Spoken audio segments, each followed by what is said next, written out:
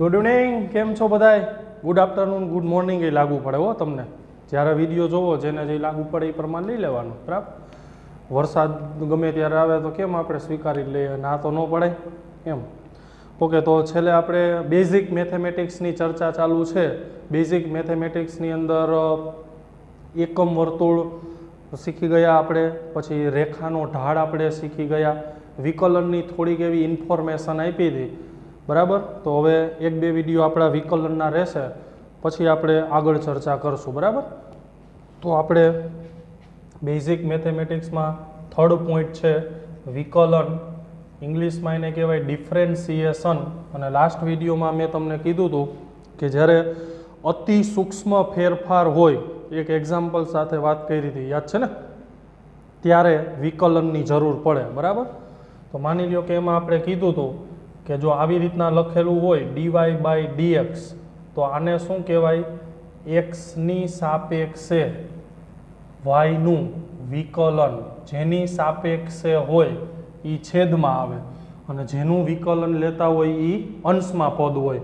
અથવા તો આને આમ પણ લેતા, આને આમ પણ કહેવાય dy/dx ને વાયનું એક્સની સાપેક્ષે વિકલન, બરાબર? અતિ સૂક્ષ્મ ફેરફાર જ્યારે તમે લેતા હોય ત્યારે વિકલન યુઝ કરવું પડે. ચાલો, દાખલા તરીકે એમાં આપણે કહેતા હતા એમનું ટીની સાપેક્ષે વિકલન. માની લ્યો કે આવું કીધું હોય તમને કે એમનું ટીની સાપેક્ષે, તો કોનું? તો કે એમનું. એને ક્યાં રાખવાનું? અંશમાં. કોની સાપેક્ષે? છેદની સાપેક્ષે. એટલે એ ક્યાં આવશે? છેદમાં, બરાબર? ટીની સાપેક્ષે, છેદની સાપેક્ષે નહીં. ચાલો, માની લ્યો કે આમ હોય કે સપોઝ એક્સનું ટીની સાપેક્ષે વિકલન. ટીની સાપેક્ષે વિકલન. તો કોનું વિકલન છે? એક્સનું. કોની સાપેક્ષે? ટીની સાપેક્ષે. જેનું વિકલન હોય અંશમાં, જેની સાપેક્ષે હોય છેદમાં. અને થોડી વાર માટે એવું માની લઈએ કે જો એક્સ અંતર હોય અને ટી સમય હોય, તો અંતરનો અતિ સૂક્ષ્મ ફેરફાર છેદમાં સમયનો અતિ સૂક્ષ્મ ફેરફાર, એટલે અંતરના છેદમાં સમય જ કહેવાય ને બેઝિકલી.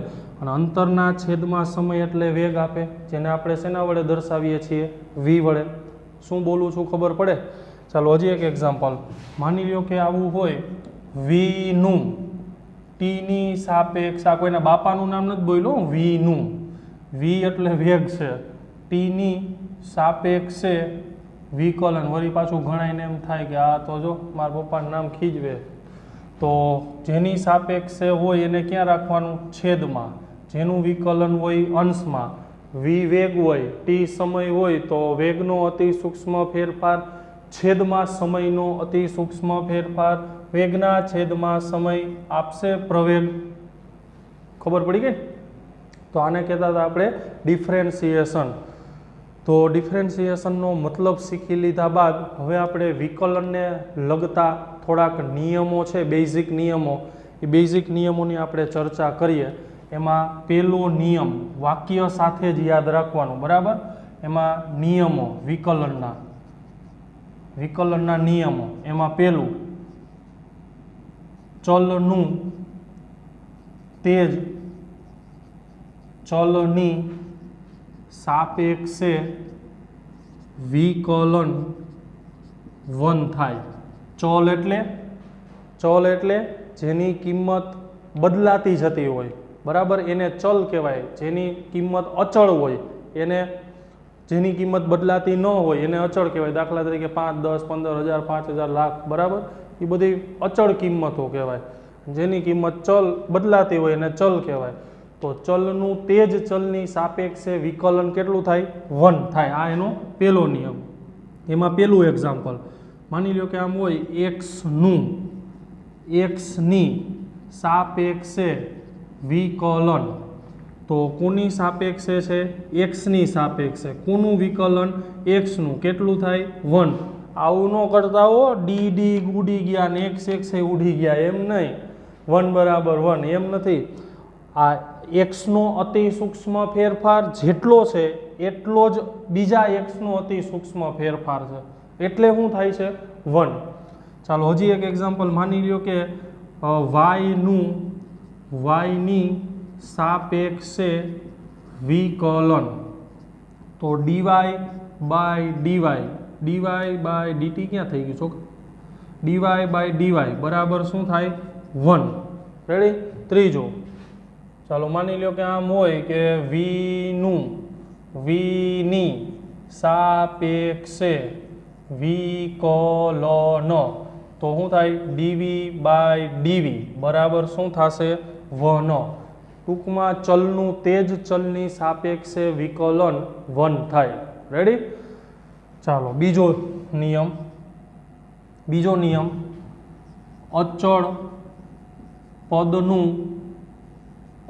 પદનું વિકલન શૂન્ય થાય, એટલે કે જે બદલાય નહીં એવી સંખ્યાનું વિકલન શું થાય? શૂન્ય.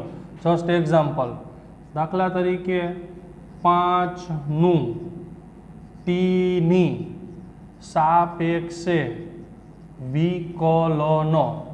કોની સાપેક્ષે છોકરાઓ? ટીની સાપેક્ષે. કોનું વિકલન કરવાનું છે? 5નું. અને જેનું વિકલન કરવું એ ક્યાં? અંશમાં. સરળતા માટે બ્રેકેટમાં રાખી નાખવાનો. બરાબર? તો આનું વિકલન શું થશે? 0. કેવી રીતના? તો કે 5 છે એનો ફેરફાર એટલે બાદબાકી. તો 5ની બાદબાકી કેટલી થાય? 0 જ થાય ને. 5 - 5 ધેટ ઇઝ 0. એટલે અચળ પદનું વિકલન શું થાય? શૂન્ય. જસ્ટ એક્ઝામ્પલ, માની લ્યો કે 10નું વાયની સાપેક્ષે વિકલન, તો D10 બાય ડીવાય કેટલું થાય? 0. 10નો ફેરફાર, અચળ પદનો ફેરફાર 0. 10 - 10 એટલે 0. એટલે અચળ પદનું વિકલન શૂન્ય થાય. અચ્છા, માની લ્યો કે આવું ત્રીજું ઉદાહરણ, ફેશનવાળો W. આને આગળ જતાં આપણે કહીશું ઓમેગા. જ્યારે 11મા ધોરણનો ભાગ 2 ભણશું ને એમાં આપણે સરળ આવર્ત ગતિ હોય, હિંચકામાં જ્યારે કોઈ પદાર્થ હિંચકતો હોય એની કોણીય આવૃત્તિ, કોઈ ભ્રમણ કરતો હોય પદાર્થ, બરાબર, એની આવૃત્તિનું આ સૂત્ર છે, એને કહેવાય ઓમેગા. ઓમેગાનું ટીની સાપેક્ષે વિકલન. તો આગળ જતાં આપણે ફિઝિક્સની અંદર એવું શીખીશું કે આ જે ઓમેગા છે કોણીય આવૃત્તિ, એનું સમયની સાપેક્ષે એ ઓમેગા છે એ અચળ કહેવાય. હું બોલું છું એ સાંભળજો. ફિઝિક્સમાં આગળ જતાં આવશે, અત્યારથી કરાવી દો એટલે તમને ત્યાં વાંધો ન આવે. સમય ટીની સાપેક્ષે કોણીય આવૃત્તિ સરળ આવર્ત ગતિ કરતા પદાર્થની અચળ હોય, પણ માત્ર કોની સાપેક્ષે? સમય ટીની સાપેક્ષે. જો એટલે અહીંયા આપણા આ ઉદાહરણમાં વિકલન કોની સાપેક્ષે કરીએ છીએ? ટીની સાપેક્ષે. કોનું? ઓમેગાનું. અને ટીની સાપેક્ષે ઓમેગા કેવું? અચળ. અને અચળ હોય તો એનું વિકલન શું થાય? 0. ચાલો રેડી? ચોથું ઉદાહરણ, આગળ જતાં આપણે સરળ આવર્ત ગતિમાં કેપિટલ એને કંપ વિસ્તાર કહેશું, અને કંપ વિસ્તાર પણ સમયની સાપેક્ષે અચળ જ હોય, તો એનું ટીની સાપેક્ષે વિકલન. એ એટલે કંપ વિસ્તાર. દાખલા તરીકે હિંચકામાં હિંચકતા હોય તો હિંચકો આમ વધુમાં વધુ આમ કેટલો જઈ શકે, અથવા તો આ બાજુ વધુમાં વધુ કેટલો જઈ શકે, એને શું કહેવાય? એમ્પ્લિટ્યુડ. અને સમયની સાથે સરળ આવર્ત ગતિ કરતા પદાર્થનો કંપ વિસ્તાર અચળ હોય. કોની સાપેક્ષે બોલો? સમયની જ સાપેક્ષે. તો dA બાય dt, ટીની સાપેક્ષે એ છે એ અચળ છે, અને ટી હોય સમય હોય, તો એનું વિકલન કેટલું થાય? 0. ચાલો રેડી? ચાલો એવી જ રીતના પાંચમું, ફાઈ. આને શું બોલાય? ફાઈ. એને કહેવાશે પ્રારંભિક કળા. કળા એટલે ખૂણો. મોર કળા કરે એ કળા નહીં, પ્રારંભિક કળા, બરાબર, જેને ખૂણો કહેશું આપણે. અને આ પણ સમય ટીની સાપેક્ષે અચળ જ હોય, એટલે ફાઈનું ટીની સાપેક્ષે વિકલન, તો એ થશે ડી5 બાય ડીટી. એ પણ કેટલું? 0. તો આગળ ફિઝિક્સના બીજા ભાગની અંદર આપણે આ 3 રાશિઓ ઓમેગા કોણીય આવૃત્તિ, એ એટલે કંપ વિસ્તાર, અને ફાઈ એટલે પ્રારંભિક કળા, આ 3 પદ સમય ટીની સાપેક્ષે અચળ હોય, અને અચળ હોવાથી અચળ પદનું વિકલન શું થશે? 0. ચાલો રેડી? તો બધા વિદ્યાર્થી મિત્રો આ 2 નિયમો પહેલાં નોંધી લ્યો, પછી આપણે આગળના નિયમોની ચર્ચા કરીએ.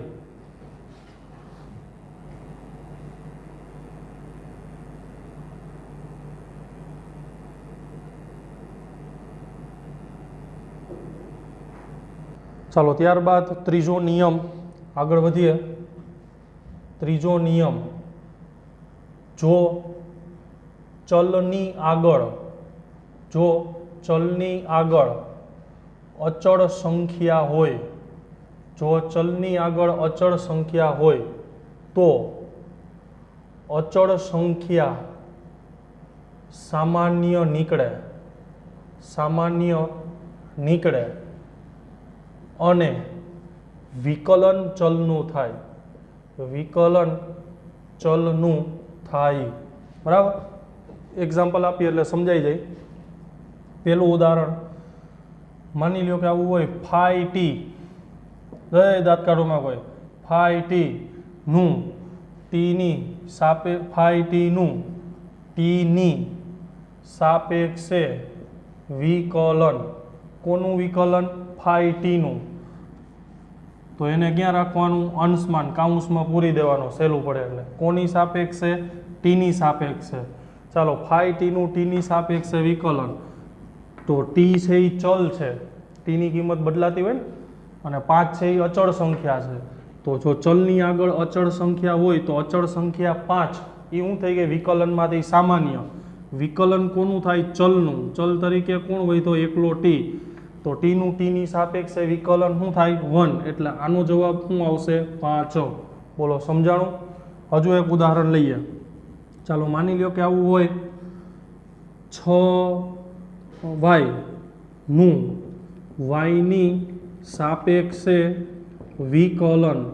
6y નું yની સાપેક્ષે વિકલન. કોનું વિકલન છે? 6y નું. એને અંશમાં કાઉન્સમાં. કોની સાપેક્ષે? yની સાપેક્ષે. તો ચલ તરીકે કોણ છે અહીંયા? y. અચળ સંખ્યા કોણ છે? 6. તો 6 શું નીકળશે? સામાન્ય. કોનું વિકલન? yનું વિકલન. કોની સાપેક્ષે? yની સાપેક્ષે. તો yનું yની સાપેક્ષે વિકલન શું થાય? 1. એટલે જવાબ શું આવશે? 6. સમજાયું બધાને? ચાલો, સેમ એવી જ રીતના હજી ત્રીજું એક્ઝામ્પલ.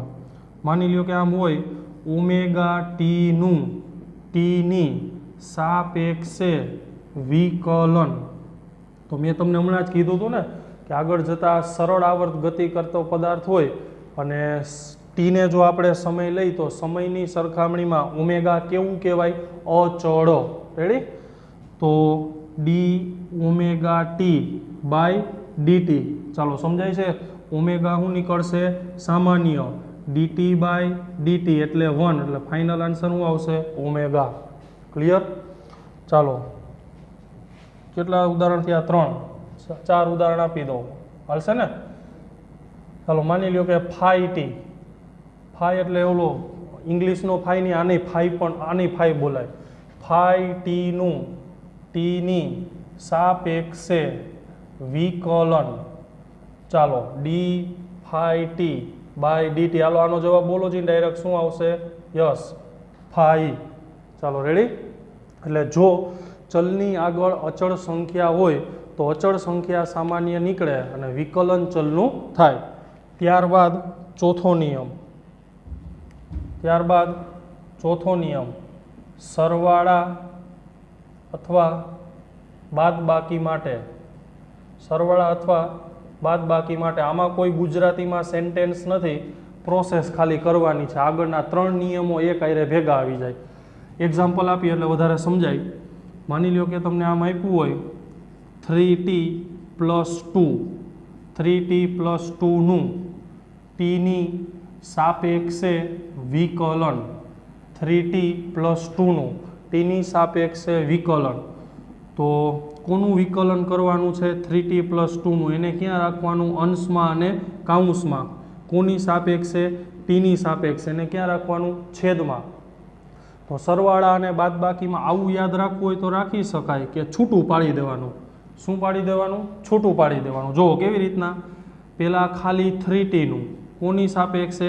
ટીની સાપેક્ષે. પછી અહીંયા શું છે? પ્લસ. તો પ્લસ. પછી કોનું વિકલન? 2ની સાપેક્ષે. 2 નું કોની સાપેક્ષે? ટીની સાપેક્ષે. આને શું કર્યું કહેવાય? છૂટું પાડ્યું કહેવાય. ખબર પડી બધાને? ઓકે. તો હવે આ જો આગળનો નિયમ આવી ગયો કે નહીં? ટી એ શું છે આપણા માટે? ચલ. અને ચલની આગળ અચળ સંખ્યા હોય તો અચળ સંખ્યા સામાન્ય નીકળે, વિકલન ચલનું થાય તો 3 સામાન્ય નીકળશે, વધ્યું હું ટી, તો ટીનું ટીની સાપેક્ષે વિકલન કેટલું થાય 1 પ્લસ 2 એ કેવી સંખ્યા અચળ, અને અચળ પદનું વિકલન શું થાય 0, તો ફાઇનલ આન્સર શું આવશે 3. બધાને ખબર પડી શું કરવાનું, છૂટું પાડવાનું. શું કરવાનું? છૂટું પાડવાનું. બાકીના બે નિયમો આગળ ઉપયોગ કરવાનો છે એના જ છે.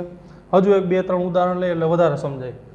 ચાલો માની લો કે બીજું ઉદાહરણ આવું છે, 5t - 7, 5t - 7 નું ટીની સાપેક્ષે વિકલન, સરવાળો હોય કે બાદબાકી, પાડવાનું હું છૂટું, તો કોનું વિકલન 5t - 7, એને ક્યાં રાખવાનું અંશમાં અને બ્રેકેટમાં, કોની સાપેક્ષે ટીની સાપેક્ષે, એ ક્યાં આવશે છેદમાં, તો શું કરશો પહેલાં વહેલા છૂટું પાડવાનું 5t dt માઇનસ d7/dt. ચાલો રેડી. હવે શું કરશું, ચલની આગળ અચળ સંખ્યા હોય તો અચળ સંખ્યા સામાન્ય નીકળે, વિકલન ચલનું થાય, અચળ પદનું વિકલન 0, તો ફાઇનલ આન્સર શું થાય 5. આ તો પહેલી બીજી વાર હોય ને છોકરાઓ એટલે આટલું લાંબુ સાદુરૂપ આપું છું. બાકી જેમ તમે આગળ જાશો, પ્રેક્ટિસ થશે ને આની, એમ તમને પહેલી નજરે જોતા જ ખબર પડી જાય જવાબ આનો 5 થાય, આનો જવાબ 3 થાય, બીજી નજરે જોવાની જરૂર પડશે નહીં. બરાબર? અમે જે પહેલી નજરમાં દેખાઈ ગયું ફાઇનલ જ હોય. ઓકે, ચાલો માની લો કે ત્રીજું એક્ઝામ્પલ આપી દઉં. આવું હોય ωt+5 નું ટીની સાપેક્ષે વિકલન, ωt+5 નું ટીની સાપેક્ષે વિકલન. ચાલો કોનું વિકલન? ωt+5 નું. ક્યાં રાખવાનું? અંશમાં. શેમાં? કાઉન્સમાં. છેદમાં dt. કોની સાપેક્ષે? ટીની સાપેક્ષે. ક્યાં રાખશું? છેદમાં. હાલો સરવાળા બાદબાકી છે, શું કરશું? છૂટું પાડશું. તો ωt dt પ્લસ d5/dt થયું ને. ચલની આગળ અચળ સંખ્યા ωt ની સાપેક્ષે, સમય t ની સાપેક્ષે કેવું કહું છું? અચળ, તો એને કાઢો બાય. ટીનું ટીની સાપેક્ષે 1, અચળ પદનું 0, એટલે ખાલી શું આવ્યું? ઓમેગા. રેડી? બધાને ખબર પડે છે કે નથી પડતી? પડે છે. ઓકે, હાલશે ને આટલા ઉદાહરણ? આ સહેલા છે એટલે ઓછા ઉદાહરણ આપીશ, જેમ આપણે ટફ વિકલન લેશું એમાં થોડાક વધારે કરાવીશ. ચાલો ત્યારબાદ પાંચમો નિયમ સરવાળા અને બાદબાકી માટે. ત્યારબાદ પાંચમો નિયમ ગુણાકારનો નિયમ.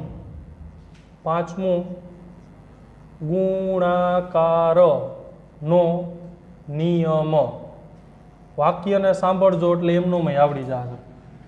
ચાલો માની લ્યો કે આવું હોય m × n. આ m × n, m અને n નો શું છે છોકરાઓ? ગુણાકાર. એનું માની લ્યો કે x ની સાપેક્ષે વિકલન કરવું હોય તો કેમ થાય? શબ્દને સાંભળજો. પેલું પદ એમનો, પેલું પદ કોણ છે? સ્મોલ m, એ એમનો રાખવાનું. બીજા પદનું વિકલન, બીજા પદનું વિકલન એટલે બીજું પદ કોણ છે? n. કોની સાપેક્ષે?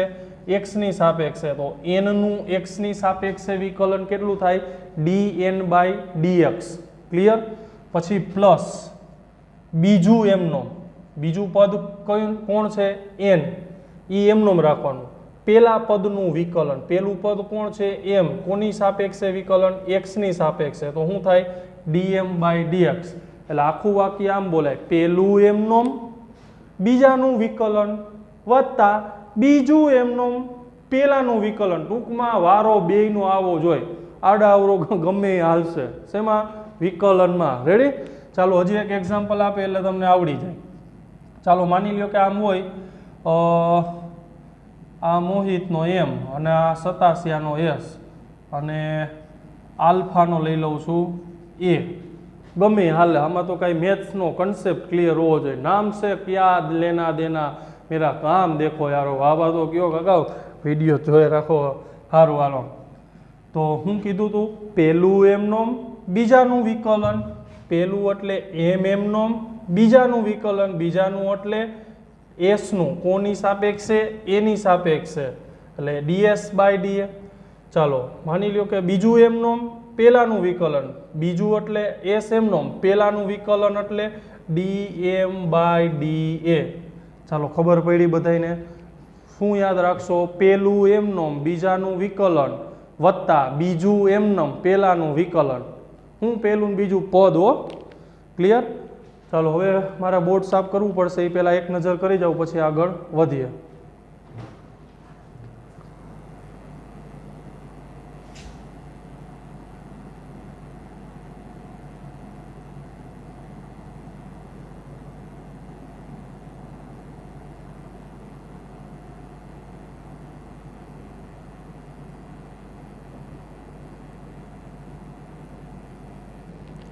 ચાલો ત્યારબાદ આજના વિડીયોનો લાસ્ટ આપણે નિયમ રાખશું. કેટલામો નિયમ પહોંચ્યા આપણે છોકરાઓ?